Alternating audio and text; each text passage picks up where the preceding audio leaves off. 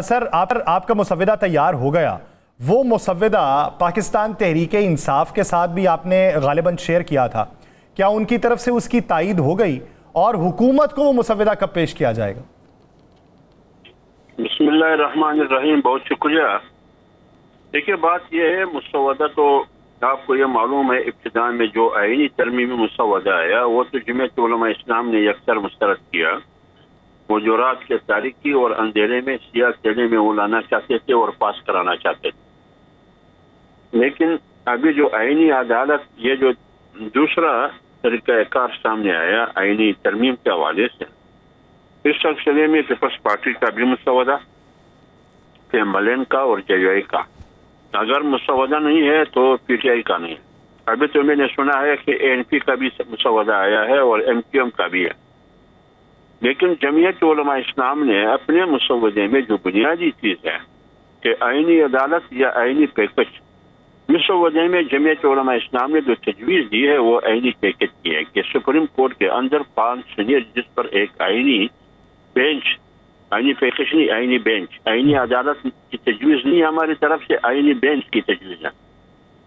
اس آئینی بینچ میں supreme court کے سینئر 5 جج ہوں، اور ہائی کورٹ میں ہم نے حمایت نہیں کی ہے آئینی بینچ کا۔ اگر فرض کرے کہ ہائی کورٹ میں بھی آئینی بینچ ہو، بے شک ہو، لیکن وہاں بھی ہائی کورٹ کے اندر جو سینئر جج ہے اس پر، ان سینئر ججوں پر مشتمل آئینی بینچ ہو، اور اس کا سربراہ سپریم کورٹ میں چیف جسٹس ہو اور ہائی کورٹ میں ہائی کورٹ کے چیف جسٹس ہوں۔ جہاں تک آپ نے آرٹیکل 8 کی بات کی، وہ ہم نے اس کو نہیں چڑھایا، حکومت نے اس کو چڑھا تھا، وہ ہم نے مسترد کیا۔ آرٹیکل 199 کی غالباً 199 کی بات آپ نے کی سر، آرٹیکل 51 چڑھا، ان کو اس کو ہم نے نہیں چڑھا ہے۔ صحیح، بس یہ بنیادی چیز ہے جو ہم نے، جو حکومت، ہم آئینی بینچ کی بات کرتے ہیں، وہاں سے آئینی عدالت کی بات ہو رہی ہے۔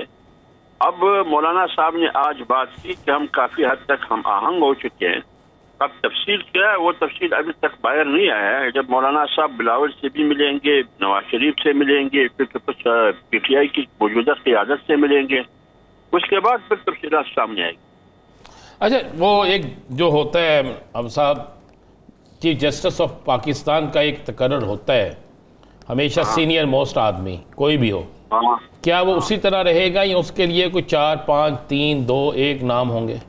نہیں، اس میں جمعیت علماء اسلام کی تجویز یہی ہے کہ سینیرٹی کی بنیاد، سینیرٹی جس سے پہلے تھا اسی طریقے سے ہونی چاہیے، اس میں پینل نہیں ہونے چاہیے، جو سینئر ہوگا وہی چیف جسٹس ہوگا۔ یعنی آپ کے مطابق جسٹس منصور علی شاہ صاحب کے نام کے اوپر ہی مہر ثبت ہے؟ دیکھیں، ہمارے جے یو اے کی ترجیحات میں یہ نہیں ہے کہ چیف جسٹس پلان ہو اور پلان نہ ہو، پلان چیف مجھے پسند ہے، پلان مجھے پسند نہیں ہے۔ جمعیت علماء اسلام کی ترجیحات میں شخصیات نہیں ہے، ادارہ ہے۔ جن پارٹیوں کے ہاں شخصیات ترجیح ہے کہ فلان ہو فلان نہ ہو، وہ جانے اور ان کا کام جانے، لیکن اتنا ضرور ہم ان کو کہیں گے کہ دیکھیں یہ بہت بڑا ادارہ ہے، جس طریقے سے ادارہ متنازع بن جاتا ہے اس کی حیثیت اور ساکھ ختم ہو جاتی ہے۔ جمعیت علماء اسلام جو سینیرٹی کی بنیاد پر جو بھی چیف جسٹس بنتا ہے اسی کو ہم بنیاد بناتے ہیں، بیس وہی ہے۔ آپ سب کتنے % آپ کو یقین ہے کہ جو تجاویز آپ نے دی ہیں وہ قابل قبول ہو جائیں گی اور ان پر عمل درآمد ہو جائے گا؟ کیونکہ پی ٹی آئی کہتی ہے جو جمعیت علماء اسلام کی تجاویز ہوں گی ہم ان سے اتفاق کریں گے۔ دیکھیں، ہماری کوشش تو یہ ہے، مولانا صاحب کی بھی یہی کوشش ہے کہ جو بھی مسودہ سامنے آئے گا وہ اتفاق سے ہو تمام پارٹیوں کا، اور اس میں جلد بازی بھی نہیں ہونی چاہیے کہ 25 اکتوبر سے پہلے، کیونکہ جمعیت علماء اسلام ہاں تاریخ 25 اکتوبر بھی یہ بھی متعین نہیں ہے، بے شک 1 مہینہ لگے 2 مہینہ لگے۔ 18ویں ترمیم جب ہم پاس کیا کرتے تھے تو اس سے پہلے 9 مہینے اس پر بحث مباحثہ ہوا، تو لہذا آپ جب آئین میں اتنی بڑی تبدیلی لانا چاہتے ہیں تو اس کے لیے وقت بھی درکار ہے۔ تو اس لیے جمعیت علماء اسلام چاہتی ہے کہ تمام پارٹیوں کی مشاورت سے ہو، تمام پارٹیاں آن بورڈ ہو، اور پھر اس کے بعد ایک کنسنسس کے نتیجے میں اتفاق کی رائے سے ایک آئینی ترمیم سامنے لایا جائے۔ حافظ صاحب آپ کی بات بجا، لیکن بادی النظر میں حکومت کی طرف سے ایک تاثر یہ آتا ہے کہ جیسے جسٹس قاضی فائز عیسیٰ صاحب کے لیے کچھ ترامیم کی جا رہی ہیں جو ایک نیریٹو بنایا گیا اپوزیشن کی طرف سے، لیکن جب گفت و شنید کرنی ہے اور ایک عرصے کے اوپر محیط ہوگی تب تک تو قاضی صاحب ریٹائر ہو چکے ہوں گے، تو پھر قاضی صاحب والا معاملہ جو ہے وہ ترجیحات کے اندر شامل نہیں ہے؟ دیکھیں میں نے آپ کو پہلے کہا کہ ہماری ترجیحات میں شخصیات نہیں ہے. قاضی صاحب آ رہا ہے یا قاضی صاحب جا رہا ہے ہمارے لیے محترم ہے، اور ہمارے لیے جو منصور علی شاہ صاحب ہے وہ بھی محترم ہے. ہمارے لیے سب سے بنیادی چیز عدلیہ ہے اور ادارہ ہے. کیا ترمیم قوم اور ملک اور اداروں کی مفاد میں ہے یا نہیں ہے، یہ ہماری ترجیحات ہے. جمعیت علماء اسلام کا فوکس بھی ہے. اچھا حافظ صاحب، آپ نے بڑی اچھی بات کی کہ اس پہ سوچ بچار سے سب کی رائے سے مسودہ تیار ہو گیا، آپ کی تمام لوگوں سے مشاورت ہوگی، اس کے بعد آپ پاکستان کے تمام سٹیک ہولڈر سے بھی لازمی بات کریں گے، وکلاء سے بھی بات کریں گے، آپ سول سوسائٹی سے بھی بات کریں گے، آپ دیگر ان تمام لوگوں سے بات کریں گے جو اس پاکستان کے آئین کے حوالے سے لازم المظلوم ہے. تو اس پہ آپ کیا سمجھتے ہیں کتنا ٹائم لگ سکتا ہے؟ مطلب دیکھیں نا، ابھی آپ بعض پارٹیوں کی طرف سے جیسے حکومت اور پیپلز پارٹی کی طرف سے کہا جاتا ہے کہ 25 اکتوبر سے پہلے جمعیت علماء اسلام کی طرف سے کوئی ٹائم پیریڈ نہیں ہے. بے شک 1 مہینہ لگے، 2 مہینے لگے، یار کی نکاح خوانی تو نہیں ہے، نہ عید البقرہ کا کیا کہتے ہیں قربانی کا بکرا ہے کہ بس 3 دن کے اندر ذبح کرنا ہے، 3 دن کے بعد قربانی درست نہیں ہے. تو لہٰذا تسلی سے کرنا ہے اور کنسنسس سے کرنا ہے، اتفاق رائے سے ترمیم کرنی ہے. جمعیت علماء اسلام کو کی جلدی نہیں ہے. جیسے حافظ صاحب جو آپ نے مثال دی بکرے والی، صدقے کا بکرا تو سال میں کسی دن بھی کیا جا سکتا ہے سر. بکرے کا اپنا وقت متعین ہے. جیسے یہ لوگ کہتے ہیں کہ 25 اکتوبر سے پہلے بکرے کا بھی 3-4 دن ہے. اس کے بعد پھر بکرے کی قربانی، میں قربانی کی بات کرتا ہوں، عید البقرہ کی. تو لہٰذا وقت متعین نہیں ہے. 18ویں ترمیم میں 9 مہینے لگے.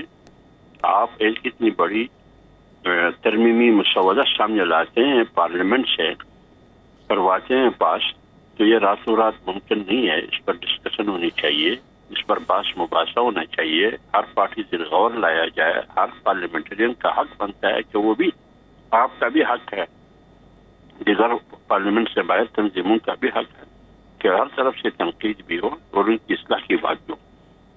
اچھا حافظ صاحب، اگر گورنمنٹ مجبور کرتی ہے، پیپلز پارٹی مجبور کرتی ہے مولانا صاحب کو کہ جناب جب آپ کو یہ چیزیں طے ہو گئی ہیں تو فوری طور پہ اجلاس بلائیں، تو پھر کیا صورتحال ہوگی؟ دیکھیں وہ جب دیکھیں گے نا، وہ جب دیکھیں گے. آپ نے سوال کیا اگر سے جب یہ نوبت آئے گی پھر اس وقت پارٹی بیٹھ کے مشاورت کرے گی. یہ تو خبر از وقت بات ہے، اس پر کہ میں کوئی رائے نہیں دے سکتا. اچھا حافظ صاحب یہ بتائیے، آپ نے کہا کہ سینئر ججز کے اوپر ہم نے مشاورت کر کے سفارشات پیش کیے ہیں کہ ان کے اوپر بینچ مشتمل ہو، تو وہ جو بینچ ہو وہ صرف آئینی کیسز ہی سنے گا یا دیگر کیسز بھی سن سکتا ہے ساتھ میں؟ نہیں، وہ دیگر کیسز بھی سن سکتا ہے. تو پھر اس کا مطلب یہ ہوا کہ جسٹس منصور علی شاہ صاحب، جسٹس امین الدین خان صاحب، منیب اختر صاحب، یا افریدی صاحب، پھر آپ کی طرف سے سفارشات میں یہ ججز شامل ہیں کیونکہ سینئر تو اس وقت یہی ہیں. مطلب آپ نام کیوں لیتے ہیں؟ اگر فرض کرے یا افریدی، منصور علی شاہ آج سپریم کورٹ میں نہ ہوتے تو کوئی اور نام کے ججز ہوتے جو سینیرٹی لیول پر تھے، نمبر پر ہوتے. لہذا نام سے ہمارا تعلق نہیں ہے، جس بھی نام سے ہو، بات ہے سینیرٹی کی. وہ ججز جب آئینی کوئی مسئلہ آتا ہے وہی 5 بجے جو سینئر ہے چیف جسٹس اس کا سربراہ ہوگا، وہ اسی کو پھر سنیں گے اسی وقت. باقی جو کیسز ہیں معمول کی کیسز وہ باقی ججز کے حوالے کیا جائے.